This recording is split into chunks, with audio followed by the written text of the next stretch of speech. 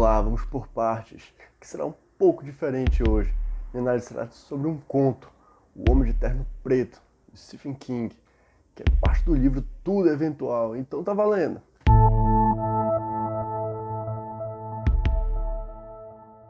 Antes de começar, dá aquela força, galera. Segue o canal e deixa seu polegar pra cima aqui no canto, valeu?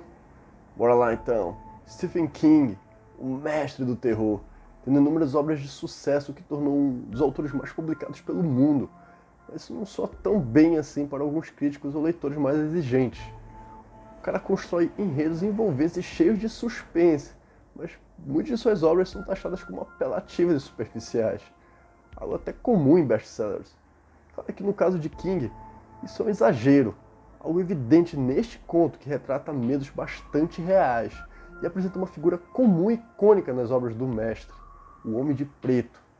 Ele assombra a memória do idoso Gary, o protagonista da história, que narra sua experiência sinistra quando muito novo, e a partir dela indica a importância da consciência no indivíduo e da família para a tomada de atitudes que marcam nossa trajetória. É interessante apontar que em vários pontos da história, pistas são insinuadas, quase de forma ardilosa, limitando a possibilidade de tudo se tratar de um sonho, uma ideia que terá um efeito interessante no final do conto. Portanto, lembremos que a inconsistência comprovada ou a aparência de algumas coisas é duvidosa, o que as torna perigosas.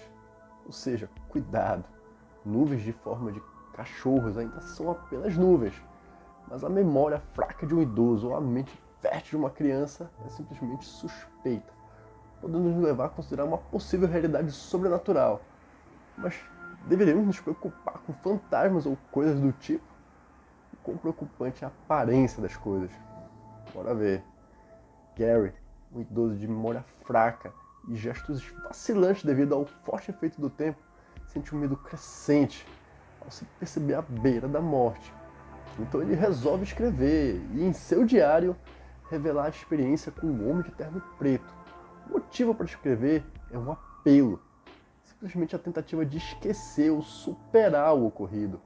Mas não dá para ignorar a astúcia com que King nos convida nesse trecho a ler nas entrelinhas, tentando perceber uma mensagem oculta. Pois se estamos lendo a história, isso significa que Gary já está morto. Um truque bastante imersivo, na minha opinião. Guarde essa informação sobre Gary.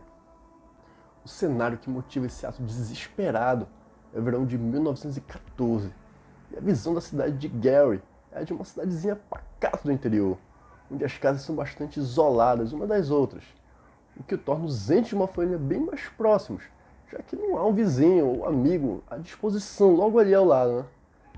Por isso a rotina de Gary, apesar dos 9 anos, é bem ativa, fazendo tarefas de casa e, para relaxar, pescando.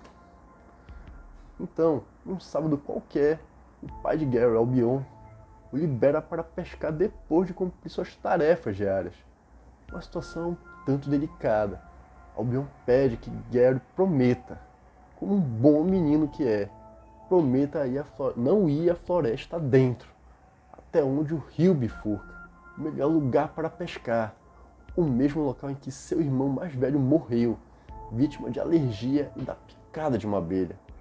Gary sabe, quase como um escoteiro, ele responde: sim, senhor, eu prometo. Mas não basta. A promessa tem de ser feita à mãe de Gary, que mesmo após um ano ainda está bastante abalada. A imagem da beleza triste de sua mãe, que o encara com ternura e pesar, causa grande impressão em Gary, quase como uma previsão pelo seu último filho. É ela que praticamente exige que Gary reforce sua promessa, e ele prontamente: sim, senhora, eu prometo. Contudo, movido pela impulsividade juvenil, conscientemente, Gary vai ao local proibido, pesca 2 grandes peixes e lá adormece satisfeito, olhando para nuvens que se transformam no céu. Quando ele acorda, algo o espera. Há uma abelha em seu nariz. E a visão dessa abelha atinge o garoto de forma bastante simbólica, pois ele não é alérgico, muito menos aquela é a abelha que matou seu irmão. Mas ainda assim ele teme. Um temor que vai além da dor de uma picada, afinal aquele pequeno inseto relembra todo motivo para ele ser proibido de ir além da bifurcação. A abelha representa a consciência de Gary. Neste momento ele se dá conta que foi longe demais, que desrespeitou a preocupação da mãe, por mais irracional que isso seja. Gary não cumpriu com a própria palavra, mas ele não chegou ali porque quis, foi por acaso. Exatamente. King reduz a intenção de pecado, o erro, ao máximo, justamente para indicar que todas as nossas atitudes moldadoras do nosso caráter começam pequenas. Por mais inconscientes ou aparentemente insignificantes que sejam, elas afetarão no caminho que trilharemos, no nosso futuro, semelhante à lógica do efeito borboleta ou de determinismo. E é justamente aí que nossa consciência pesa mais, já que é ela que determina nosso rumo a seguir. Então não é à toa que ele está onde o rio bifurca. Gary está prestes a tomar uma decisão, dar um passo que marcará toda a sua vida. Nesse instante, por demais conveniente e sobrenatural, um estalo ressoa pelo rio, e no mesmo instante a abelha cai morta no colo de Gary. Então ele se vira e vê aquele que fez o barulho, o homem de terno preto, completo e impecável. E soube imediatamente que não era um ser humano, porque seus olhos tinham o vermelho alaranjado das chamas de um fogão a lenha. O homem estranho tenta parecer amigável. Ele diz: "Ora, um garoto pescador, imagine só. Já nos conhecemos, garoto pescador." Então, enquanto aquela figura comprida e pálida se aproxima, o garoto não resiste e molha as calças, pois ele sente uma grande ameaça desde o início. Ele sente o aroma da pele sob o traje, o cheiro de fósforos queimados, o cheiro de enxofre. O homem de terno preto era o diabo. A aparência do demônio irá contribuir para a ideia de sonho ou realidade, já que ele aparece como um adulto comprido, magro, de aparência não muito saudável, quase enferma. Só o que incomoda nele são os dedos compridos como garras, os olhos em chamas e o bafo fedorento. Não incomoda tanto assim, já tem muito sujeito assim pelos bares da vida. Na cabeça da maioria das pessoas, com certeza poderia ser algo mais tenebroso. Mas estamos falando de uma criança. E a associação aqui lembra a de um pedófilo. Algo que é reforçado pelo comportamento do homem de terno preto. O que faz com que nos preocupemos mais ainda com Gary. Quando ele se mija de medo, o homem de terno preto se estica, fareja o ar como se estivesse inalando um aroma sublime e atraente. Ele se inclina com o nariz próximo à virilha do garoto e entoa um pequeno verso infantil. Fala que sentiu o cheiro de limonada enquanto debocha e ri, caindo na gargalhada. Mas o pior estava por vir. O homem de terno preto diz, sempre com um ar de deboche, risonho, que tem más notícias para o garoto pescador. Que sua mãe morreu picada por uma abelha. E Gary se sobressalta nessa hora, nega, diz um desafio que é uma mentira. Mas o demônio continua, com um sorriso triste de quem é desacreditado. Ele diz que foi a mãe de Gary que passou aquele mal para o seu irmão morto. De repente, no meio da sua fala, ele se interrompe ao ver uma truta pulando no rio. Aponta para ela que imediatamente cai morta, boiando na correnteza. E continua. Você precisa escutar isso, garoto pescador. É quase justiça poética. Ela matou seu irmão da mesma forma ao passar isso para ele. Como se tivesse colocado uma arma na cabeça dele e puxado o gatilho. Gary chora, nega, chama o demônio de canalha mentiroso, o enfrenta na medida do possível, mas em seu íntimo acredita. Abruptamente o demônio diz: "Estou com fome, garoto pescador. Vou te matar e comer suas vísceras. O que acha disso?" Você não vai querer viver sem sua mãe, pois seu pai é o tipo de homem que precisa de um buraco quente para se enfiar, e o seu vai servir. Ele ameaça a visão de mundo de Gary, sustentada pela família, e ataca primeiramente a mãe.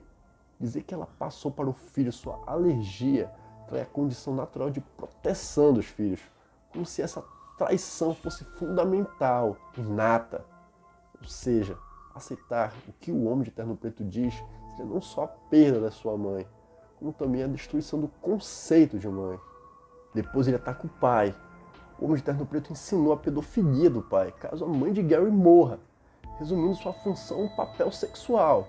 O verdadeiro horror daquele instante está na possibilidade de Gary aceitar a sugestão do Homem de Preto, de que os laços familiares não estão vinculados pelo amor, mas são principalmente utilitários, convenientes, e que os membros da família podem estar sujeitos a uma mutação horrível.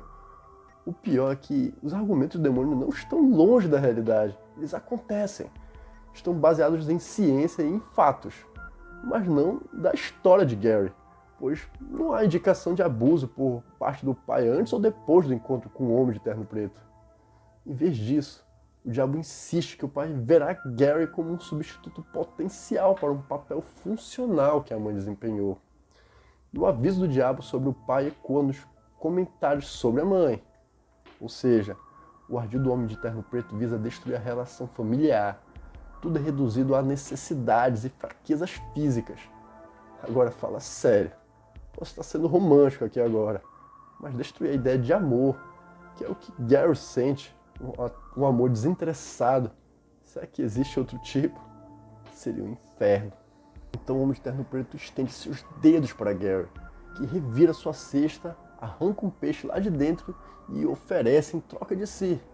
E o demônio, numa voz gutural e cobiçosa, grita: "Peixe grande!", enfiando o peixe goela abaixo, semelhante ao truque do macho que engole espadas.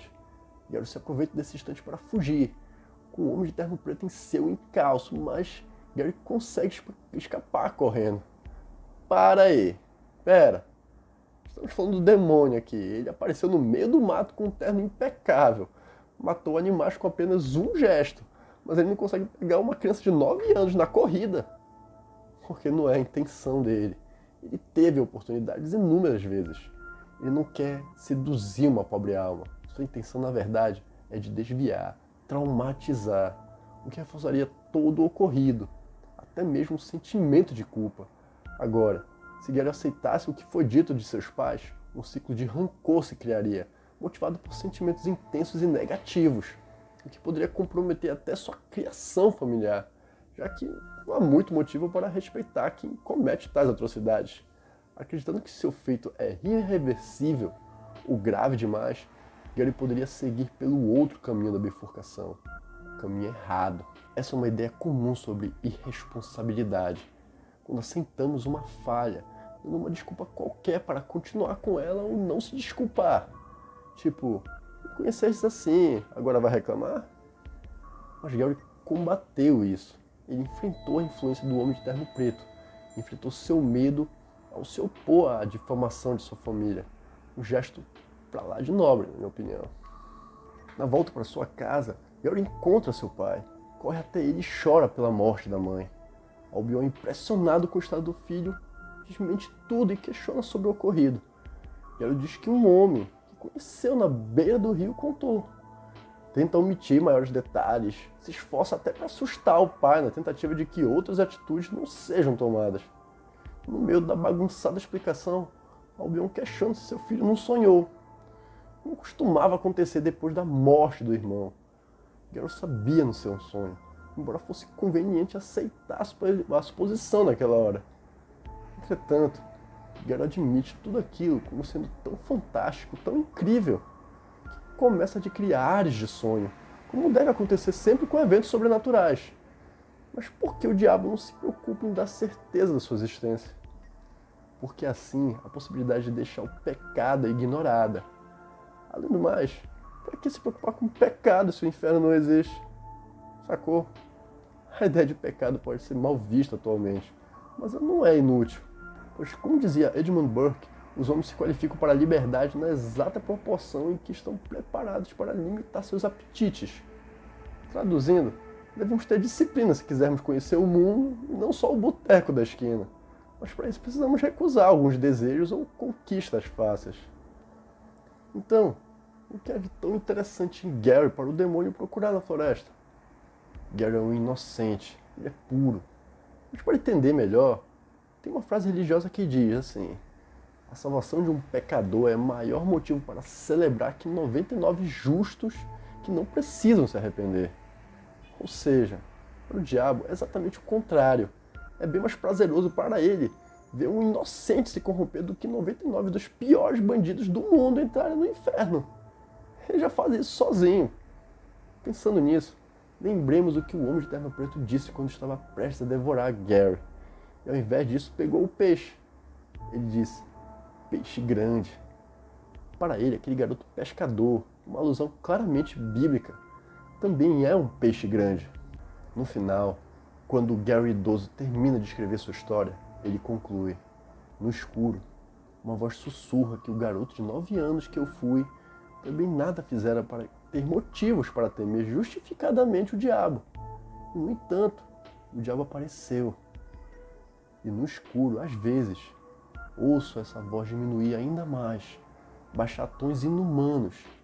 Peixe grande, murmura ela numa cobiça abafada, e todas as verdades do mundo moral caem por terra ante sua fome. Peixe grande.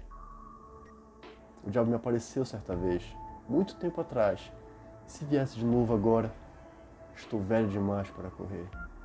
Significa que Gary tem consciência, ainda é desejado pelo Homem de Terno Preto, bem diferente de muitos que praticam diversas maldades e não aparentam nenhuma consciência de seus atos. Ainda tem outros detalhes que não abordei aqui. Então, se está curioso, procure o livro. Mas antes, deixa um like, um comentário e se inscreva no canal.